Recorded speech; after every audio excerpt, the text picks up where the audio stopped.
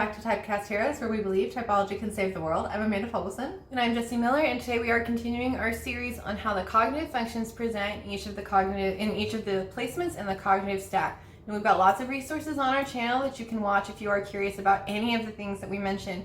So if you are curious about what the cognitive functions are, how each of the 16 types present, we've got all of that information for you on our channel.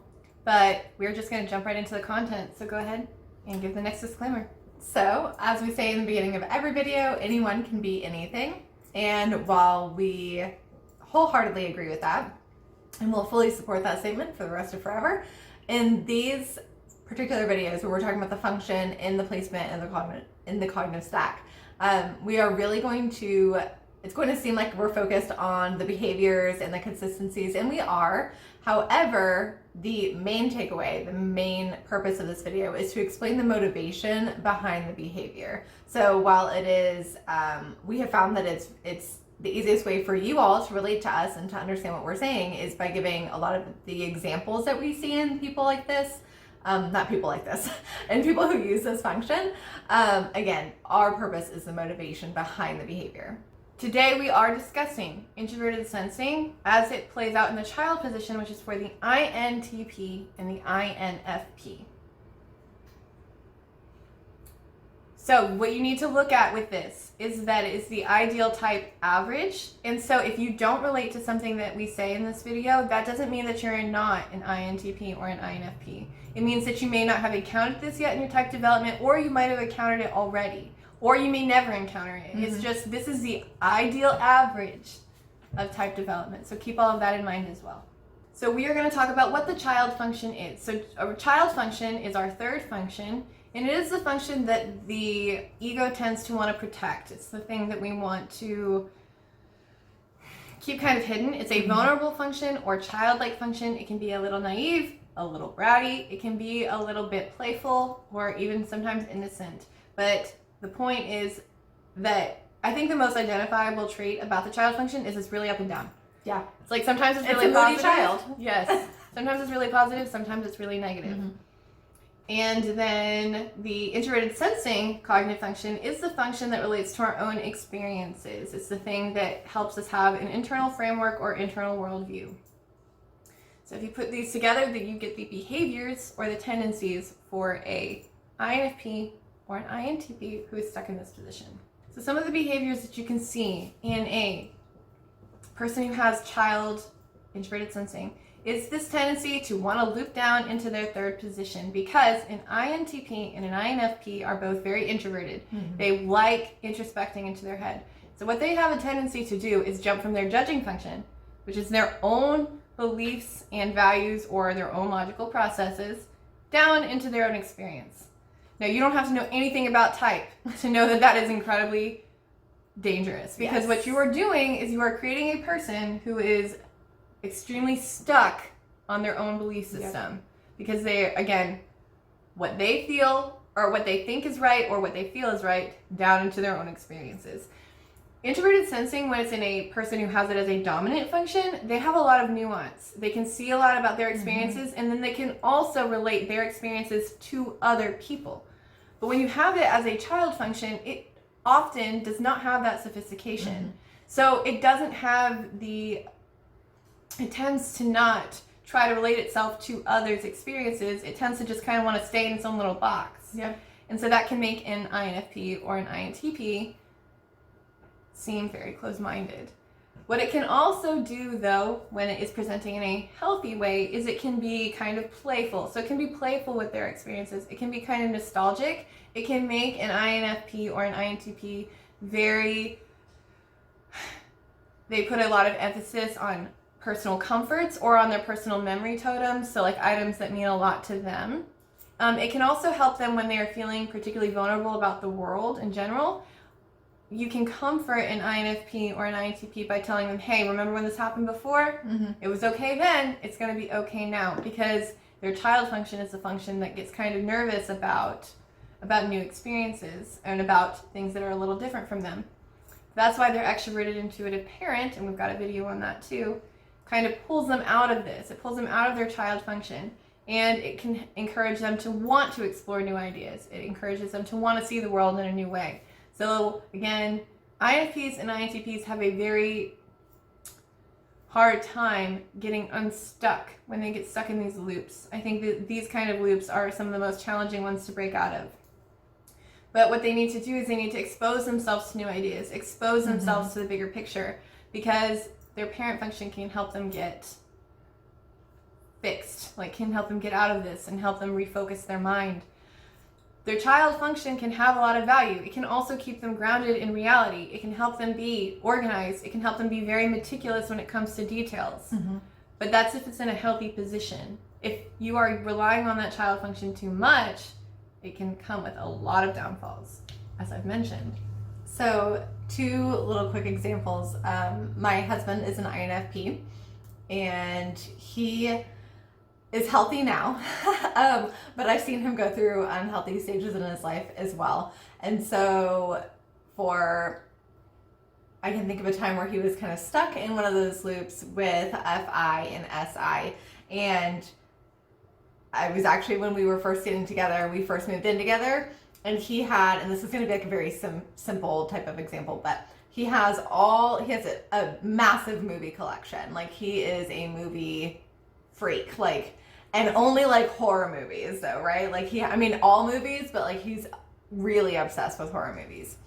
And so he has obviously all those cases where you just like put the DVDs in them. And so it's like easy and efficient to carry around.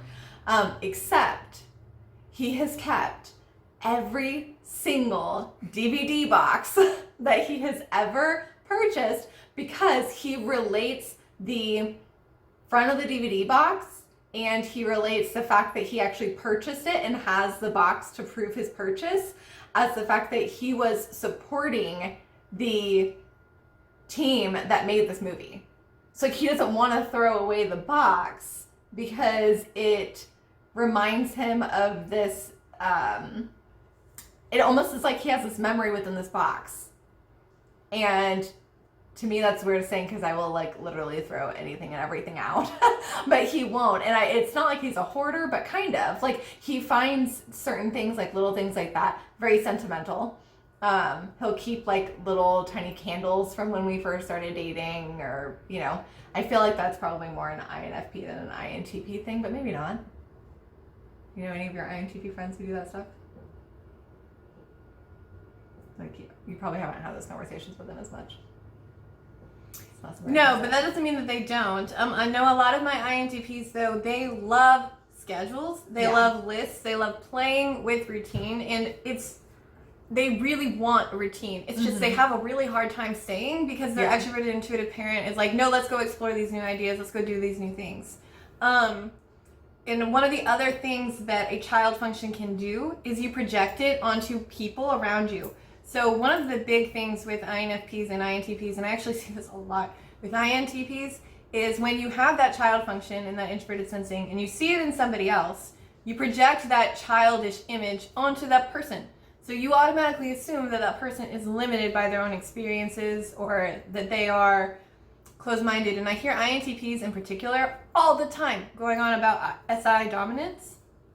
Not my INTP. You don't do that because you're open-minded. But I've heard other INTPs do this, and other, even INFPs to an extent. I have a very close INFP friend, and he doesn't even know MBTI very well, but he has a certain type of person that he views as very immature, and they tend to be dominant SI users. Now, SI users are a huge percentage of the population, and they are not in any way all of them immature. But what the point of this is that when you have that function in the child position and you see it in somebody else, you automatically assume, or you have a huge tendency to assume, that they are being childish. So you need to be conscious of that as you're interacting in the world. So if you are an INFP or an ISTP, keep that in mind when you interact, because a large percentage of the population has SI as their hero or parent function, and so you're going to see it a lot. And that does not mean that it is childish or immature or lesser than. It doesn't. And I'm saying that from a position of somebody who has it as an SI demon, so if I can say it. What are you doing? I'm sorry, my TI child came out. I love you guys. Please don't hate me. I love you so much, INTPs and INFPs. Please don't hate me for this one. It's just a little personal growth, right? That's all it is, a little personal growth. So, speaking of, try your hardest not to loop in a negative way. So we've been talking a lot about the looping and what that looks like and how to go from your hero to your child and what, not necessarily how to, but how you tend to do that. And so your parent function is extroverted intuition. If you are an INTP or an INFP, lean into it. And I don't say that just because it's my favorite, but I say it because, again, seeing someone go through an FI-SI loop, and it's very similar with the TI-SI loop, it does hinder you from seeing so much of what could be and what is out there, but yet you have that potential in you. Like, that's a very strong function. If you let it happen, that's a very strong function for you. So again, we do have that video out there. Please go watch it because you have so much untapped potential if you have constantly been looping all your life, which you may have been because it's so comfortable. You guys want to be in your head. You don't want to have to go out and explore, or maybe you do, great for you, but a lot of you don't. A lot of you are comfortable in your mind and in the small groups that you form and the close friendships and all that. And while that is great and fantastic and so necessary, it is also so necessary for you guys to go out and explore and see all the possibilities, because you guys can dream up some of the craziest, most amazing things, but without tapping into that parent function, it's going to be difficult. Because being human is hard. And hopefully this makes it just a little bit easier. Thank you so much for watching our video. Amanda's going to tell you what to do. Like, comment, subscribe, and share. We're on Facebook, Reddit, Instagram, and Discord, and of course, YouTube. So please drop a comment below or message us on any of those platforms and we'll get back to you. If you have not already seen our very first video, Welcome to Typecast Heroes, please go watch it now, and you can learn all about the big project that we're doing, what TCH is, where we came from, where we are, and where we want to be. And if you are an INTP or an INFP and have not yet gone through our interview process, please, again, drop a comment below, shoot us a message, and Jessie will get with you and schedule an interview. Thanks for watching. Guys. Bye. Bye. Let's gather around the type fire and sing our type fire song. Our MBTITYPOLOGY song. And if you feel uncomfortable, then know there's nothing wrong.